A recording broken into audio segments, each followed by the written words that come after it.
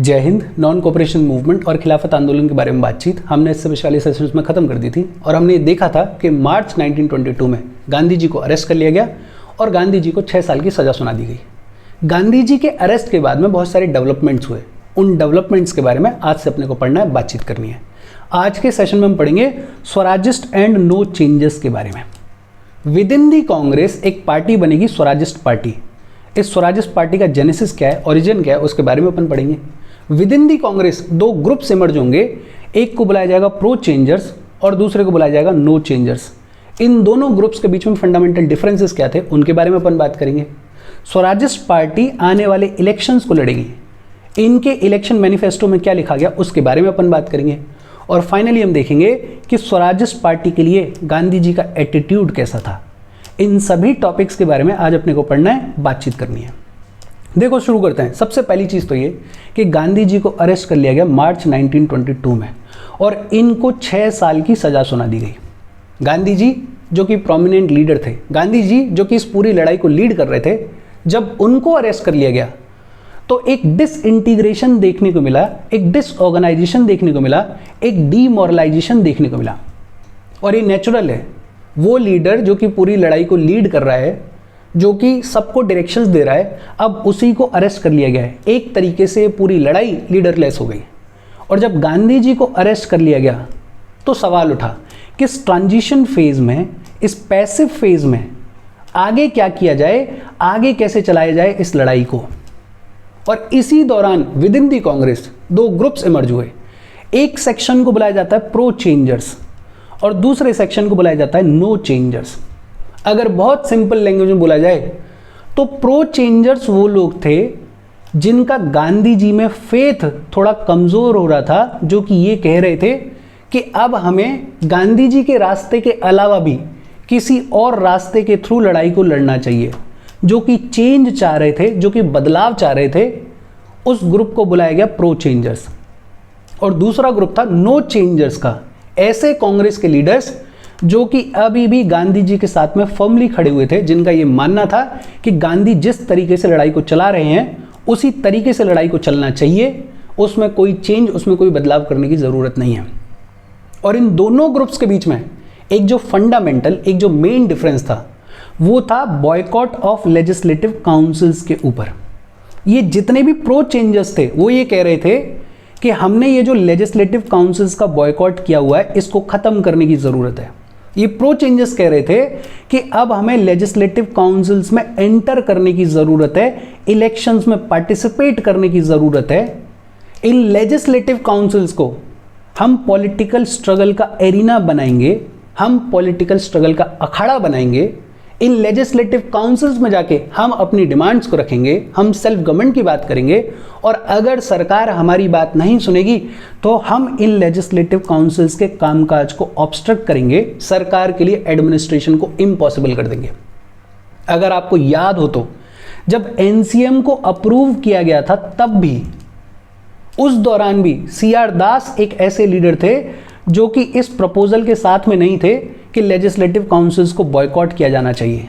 लेकिन क्योंकि कांग्रेस ने एनसीएम को अप्रूव कर दिया था तो पार्टी के डिसिप्लिन के चलते CR दास साहब ने इस चीज़ से अग्री कर लिया था। बट अंदर ही अंदर उनकी इच्छा ये थी कि लेजिस्लेटिव काउंसिल्स को बॉयकॉट नहीं किया जाना चाहिए, बाकी सारे काम होने चाहिए।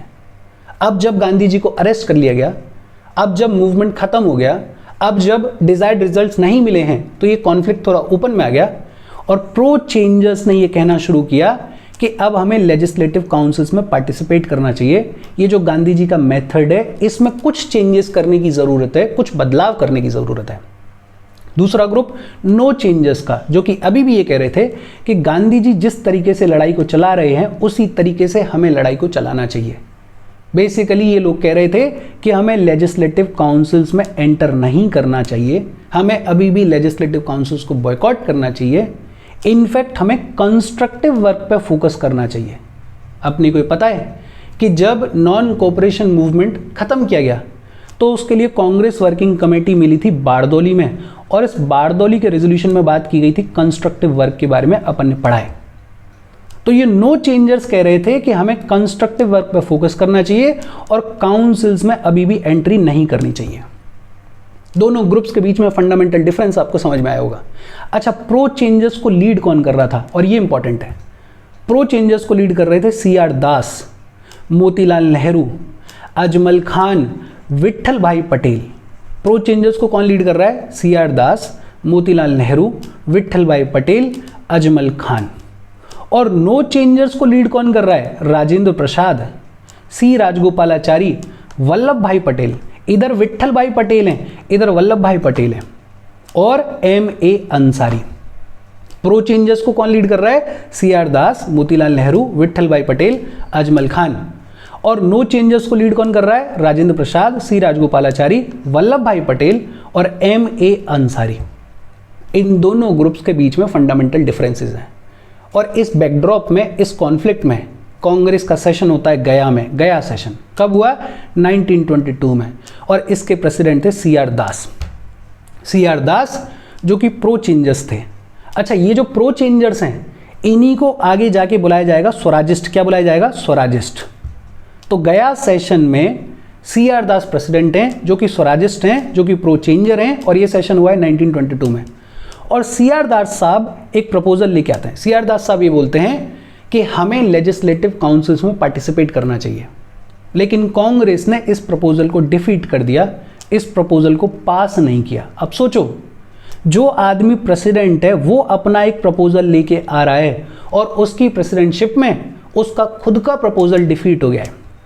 ये अपने आप में बड़ी बात है। इसका एक मैसेज ये भी है कि अभी भी ज़्यादातर लोग कांग्रेस में नो चेंजर्स थे, जो कि ये चाह रहे थे कि हमें लेजिस्लेटिव काउंसिल्स में एंटर नहीं करना चाहिए। इसका एक मतलब ये भी है कि अभी भी गांधी जी की लीडरशिप में जो फेथ था वो ज़्यादातर लोगों का स्ट्रांग था।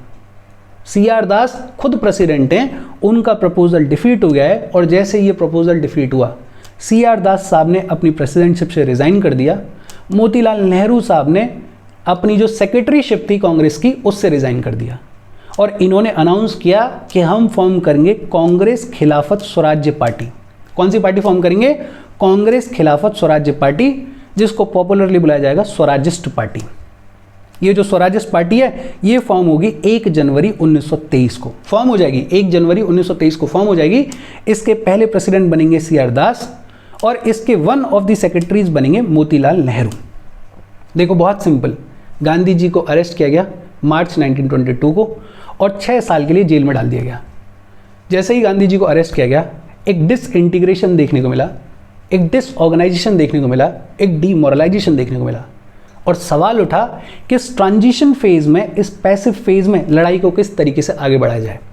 और इसी दौरान कांग्रेस में 2 ग्रुप इमर्ज हुए।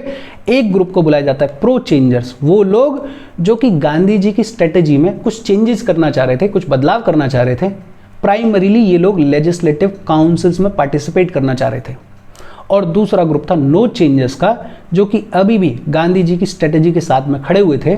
ये लोग कह रहे थे कि हमें लेजिस्लेटिव काउंसिल्स को बॉयकॉट ही करना चाहिए, उनमें एंटर नहीं करना चाहिए। प्रो चेंजर्स को लीड कर रहे थे CR दास, प्रो चेंजर्स को लीड कर रहे थे मोतीलाल नेहरू, विट्ठल भाई पटेल और अजमल खान साहब।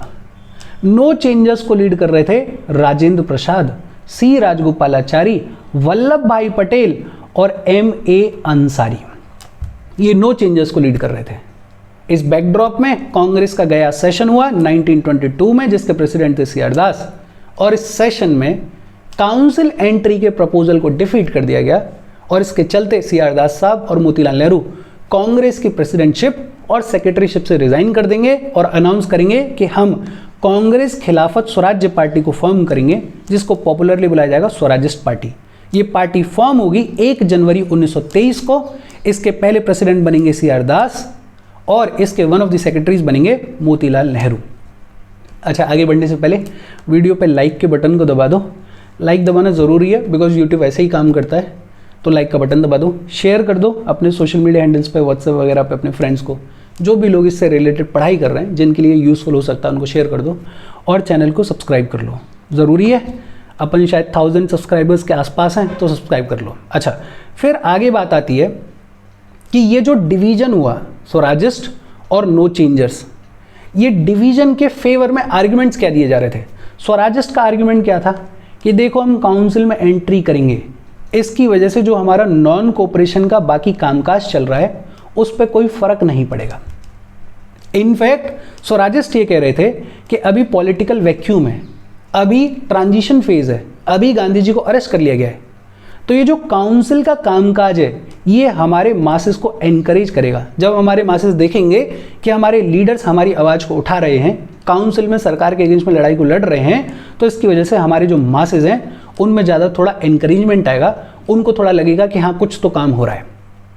ये जो स्वराजिस्ट हैं ये कह रहे थे कि हम गवर्नमेंट के लिए काउंसिल्स को इतना डिफिकल्ट बना देंगे कि गवर्नमेंट को या तो हमारी डिमांड माननी पड़ेगी, अगर नहीं मानेंगे तो हम पूरी तरीके से इन काउंसिल्स को पॉलिटिकल स्ट्रगल का अरीना बना देंगे, अखाड़ा बना देंगे। एक आर्गुमेंट स्वराजिस्ट का ये भी था कि अगर हम लेजिस्लेटिव काउंसिल्स में एंटर नहीं करेंगे तो गवर्नमेंट अपने लोगों को, अनडिजायरेबल एलिमेंट्स को काउंसिल में भर देगी और फिर अपने हिसाब से इन काउंसिल्स को चलाएगी। ये जो स्वराजिस्ट का आर्गुमेंट है ये अपने आप में सही आर्गुमेंट है, अच्छा दिखता है। दूसरी तरफ नो चेंजेस जो कह रहे थे वो क्या कह रहे थे कि देखो अगर हमने पार्लियामेंट्री कामकाज में पार्टिसिपेट करने की शुरुआत कर दी तो बाकी का जो कंस्ट्रक्टिव वर्क है वो नेग्लेक्ट हो जाएगा, बिकॉज एक मैसेज चला जाएगा सरकार को भी और लोगों को भी कि यार अब हमने अपने रास्तों को मेंड करने की शुरुआत कर दी है, अब हमने एक तरीके से सरकार के सामने झुकने की शुरुआत कर दी है। वो जो रिवॉल्यूशनरी ज़ील है कि हम हर चीज़ को बॉयकॉट करेंगे उसमें थोड़ी गिरावट देखने को मिलेगी। दूसरा, इस पार्टिसिपेशन की वजह से पॉलिटिकल करप्शन भी बढ़ेगा। भाई आप 4 लोग लीड कर रहे हो, आप 4 की ईमानदारी पे कोई शक नहीं है, लेकिन कुछ पॉलिटिकल लोग तो ऐसे होंगे जो काउंसिल में जाने के बाद सरकार के हिसाब से काम करेंगे, तो पॉलिटिकल करप्शन बढ़ जाएगा। सरकार हो सकता है उनको कुछ ऑफर करे जिसकी वजह से वो जो बाकी लीडर्स हैं वो हमारी इस लड़ाई को कमज़ोर करने की कोशिश करें। तो ये जितने भी नो चेंजेस थे ये कह रहे थे कि हमें काउंसिल में एंट्री नहीं करनी चाहिए, हमें कंस्ट्रक्टिव वर्क पे फोकस करना चाहिए, लोगों को तैयार करना चाहिए next phase of civil disobedience के लिए। दोनों ही ग्रुप्स, स्वराजिस्ट भी और नो चेंजेस भी, अपनी अपनी जगह पे सही बात कर रहे हैं।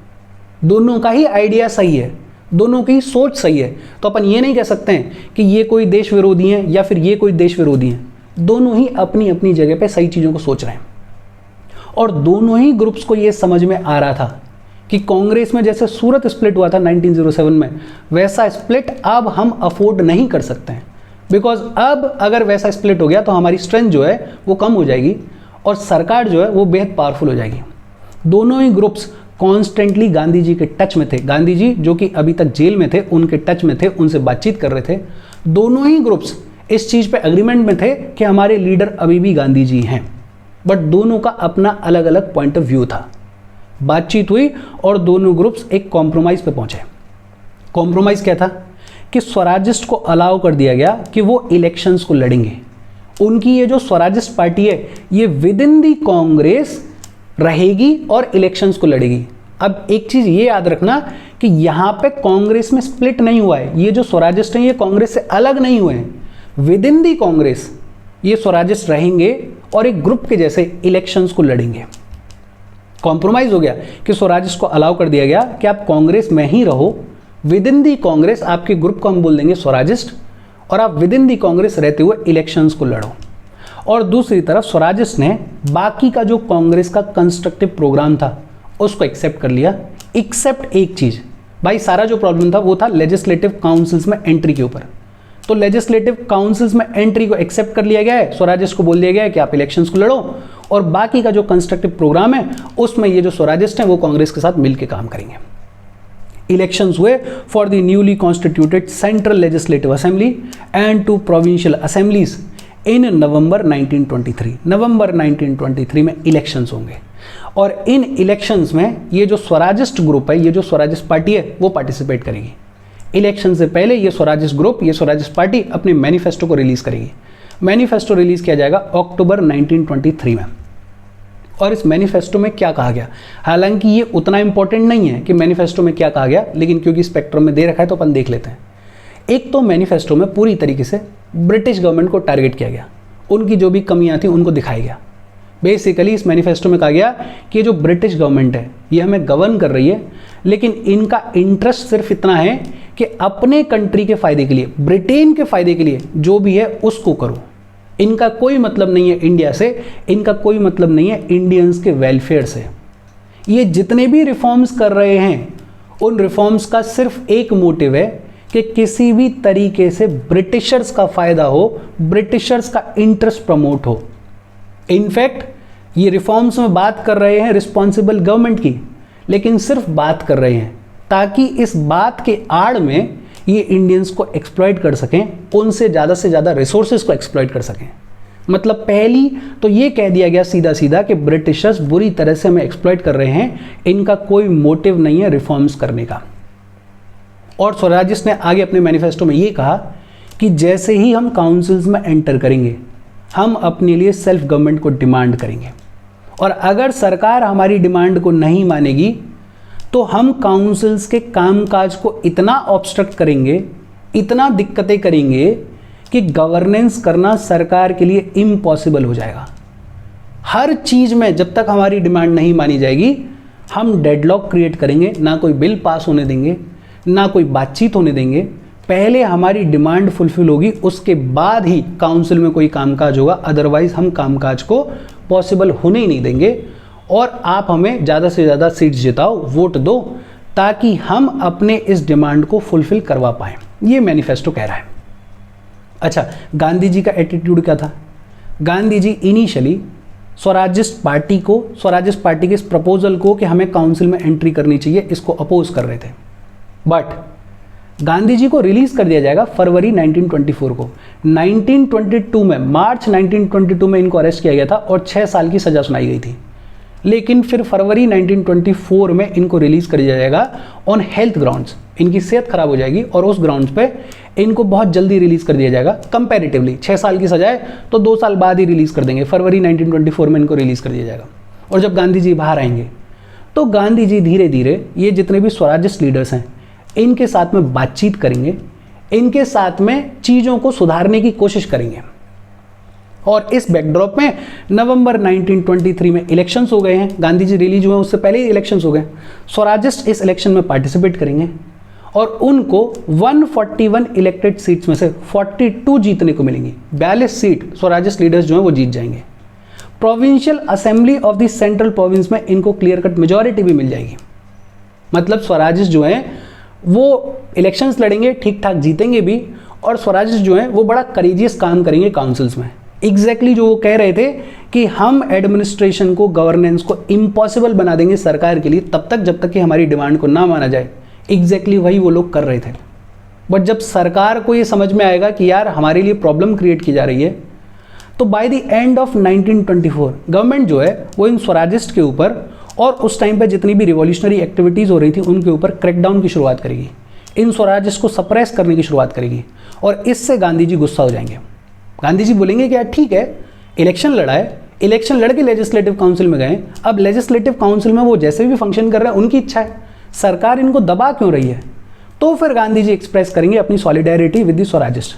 स्वराजिस्ट के साथ मिल के गांधी जी काम करेंगे और गांधी जी बोलेंगे कि हाँ साहब, ये स्वराजिस्ट जो भी कर रहे हैं हम उसके साथ में कंधे से कंधा मिलाएंगे और इनको सपोर्ट करेंगे। और इस बैकड्रॉप में होगा बेलगांव सेशन ऑफ कांग्रेस, और ये हुआ 1924 में। और इस सेशन की इंपॉर्टेंस ये है कि इसके प्रेसिडेंट गांधी बनेंगे। गांधी जी ने कोई भी पॉलिटिकल पोस्ट को होल्ड नहीं किया है, सिर्फ एक बार वो कांग्रेस के प्रेसिडेंट बने हैं। और वो सेशन कौन सा है? बेलगांव का सेशन है, 1924 में हुआ। गांधी जी इसके प्रेसिडेंट थे। और दोनों साइड्स ने, मतलब प्रो चेंजर्स और नो चेंजर्स, या फिर ये कहें कि स्वराजिस्ट और नो चेंजर्स ने अग्री किया कि वो दोनों मिल के काम करेंगे। स्वराजिस्ट जो भी कामकाज कर रहे हैं काउंसिल्स में उसको कांग्रेस का इंटीग्रल पार्ट बनाया जाएगा। मतलब जो थोड़ा बहुत कॉन्फ्लिक्ट हुआ था, जो थोड़ा बहुत स्प्लिट हुआ था, अब उसको पूरी तरीके से ख़त्म कर दिया गया इस बेलगांव सेशन में, जो कि 1924 में हुआ। इसके प्रेसिडेंट कौन थे? गांधी इसके प्रेसिडेंट थे। और इसके साथ आज की अपनी बातचीत खत्म हो गई। देखो इसमें बेसिक चीज़ें याद रखनी है। एक तो प्रो चेंजर्स और नो चेंजर्स, इनका ये जो पूरा आर्ग्यूमेंट है इसको याद रखो। ये भी याद रखो कि प्रो चेंजर्स को लीड कौन कर रहा था? CR दास, मोतीलाल नेहरू, विट्ठल भाई पटेल और अजमल खान। और नो चेंजर्स को लीड कौन कर रहा था? राजेंद्र प्रसाद, C राजगोपालाचारी, वल्लभ भाई पटेल, MA अंसारी। फिर फॉर्मेशन हुआ स्वराजिस्ट पार्टी का, जिसका पूरा नाम है कांग्रेस खिलाफत स्वराज्य पार्टी। कब फॉर्म हुई? 1 जनवरी 1923 को। इसके पहले प्रेसिडेंट सी आर दास बनेंगे और इसके वन ऑफ द सेक्रेटरीज बनेंगे मोतीलाल नेहरू। ये जो आर्ग्यूमेंट्स हैं इनका बेस याद रखो, कभी मेंस में आंसर आ जाए, अगर पूछ लिया जाए स्वराजिस्ट और प्रो चेंजेस या नो चेंजेस के बारे में, तो आर्ग्यूमेंट याद रखो कि ये लेजिस्लेटिव काउंसिल्स में एंटर करना चाह रहे थे। क्यों करना चाह रहे थे? बिकॉज स्वराजिस्ट को ये लग रहा था कि काउंसिल्स में एंटर करके हम मासेस को भी एनकरेज कर सकते हैं, सरकार को भी झुका सकते हैं, अपनी डिमांड्स को भी सामने रख सकते हैं। नो चेंजेस क्यों मना कर रहे थे? बिकॉज नो चेंजेस को लग रहा था कि बाकी का जो कंस्ट्रक्टिव वर्क हो रहा है वो थोड़ा दब जाएगा। ये जो रिवॉल्यूशनरी ज़ील है कि हम हर चीज़ को बॉयकॉट करेंगे जो कि सरकार से रिलेटेड है, वो थोड़ी कम हो जाएगी और हो सकता है पॉलिटिकल करप्शन भी देखने को मिले। लेकिन दोनों साइड्स इतनी समझदार हैं कि स्प्लिट नहीं करेंगी, दोनों साइड्स एक कॉम्प्रोमाइज़ पर पहुंचेंगी। स्वराजिस्ट को अलाउ कर दिया जाएगा इलेक्शंस लड़ने के लिए विद इन कांग्रेस, कि आप कांग्रेस में ही रहो, आपका एक ग्रुप है, एक स्वराजिस्ट पार्टी है जो कि विद इन कांग्रेस है और वो इलेक्शंस को लड़ेगी। दूसरी तरफ स्वराजिस्ट अग्री कर लेंगे कि हाँ साहब, बाकी का जो कांग्रेस का कंस्ट्रक्टिव प्रोग्राम है उसको हम बढ़ चढ़ के निभाएंगे, उसमें पार्टिसिपेट करेंगे।